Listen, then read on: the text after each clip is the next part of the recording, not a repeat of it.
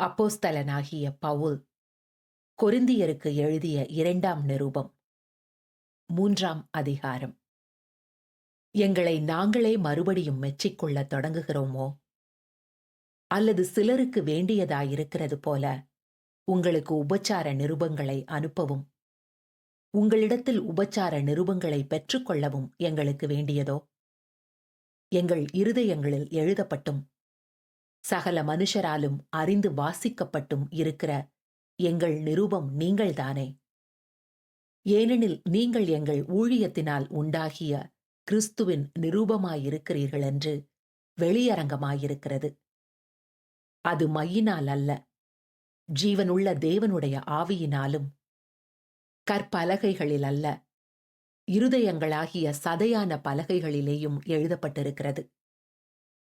நாங்கள் தேவனுக்கு முன்பாக கிறிஸ்துவின் மூலமாய் இப்படிப்பட்ட நம்பிக்கையை கொண்டிருக்கிறோம்.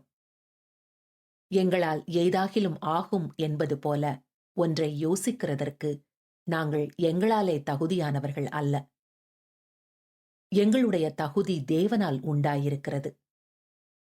புது உடன்படிக்கையின் ஊழியக்காரராயிருக்கும்படி அவரே எங்களை தகுதியுள்ளவர்களாக்கினார். அந்த உடன்படிக்கை எழுத்திற்குரியதாயிராமல் ஆவிக்குரியதாயிருக்கிறது. எழுத்து கொல்லுகிறது, ஆவியோ உயிர்ப்பிக்கிறது.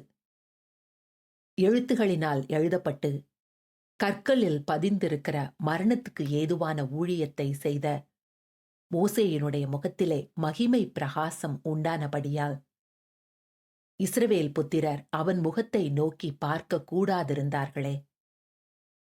ஒழிந்து போகிற மகிமையை உடைய அந்த ஊழியம் அப்படிப்பட்ட மகிமை உள்ளதாயிருந்தால் ஆவிக்குரிய ஊழியம் எவ்வளவு அதிக மகிமை உள்ளதாயிருக்கும். ஆக்கினை தீர்ப்பு கொடுக்கும் ஊழியம் மகிமை உள்ளதாயிருந்தால் நீதியை கொடுக்கும் ஊழியம் அதிக மகிமை உள்ளதாயிருக்குமே. இப்படியாக மகிமைப்பட்டிருந்த அந்த ஊழியம் இந்த ஊழியத்துக்கு உண்டாயிருக்கிற சிறந்த மகிமைக்கு முன்பாக மகிமைப்பட்டதல்ல. அன்றியும் ஒழிந்து போவதே மகிமை உள்ளதாயிருந்ததானால் நிலைத்திருப்பது அதிக மகிமை உள்ளதாயிருக்குமே. நாங்கள் இப்படிப்பட்ட நம்பிக்கையை உடையவர்களாதலால் மிகவும் தாராளமாய் பேசுகிறோம். மேலும் ஒழிந்து போவதின் முடிவை இஸ்ரவேல் புத்திரர் நோக்கி பாராதபடிக்கு மோசே தன் முகத்தின் மேல் முக்காடு போட்டுக் கொண்டது போல நாங்கள் போடுகிறதில்லை. அவர்களுடைய மனது கடினப்பட்டது. இந்நாள் வரைக்கும் பழைய ஏற்பாடு வாசிக்கப்படுகையில் அந்த முக்காடு நீங்காமல் இருக்கிறது. அது கிறிஸ்துவினாலே நீக்கப்படுகிறது. மோசேயின் ஆகமங்கள் வாசிக்கப்படும் போது இந்நாள் வரைக்கும் முக்காடு அவர்கள் இருதயத்தின் மேல் இருக்கிறதே.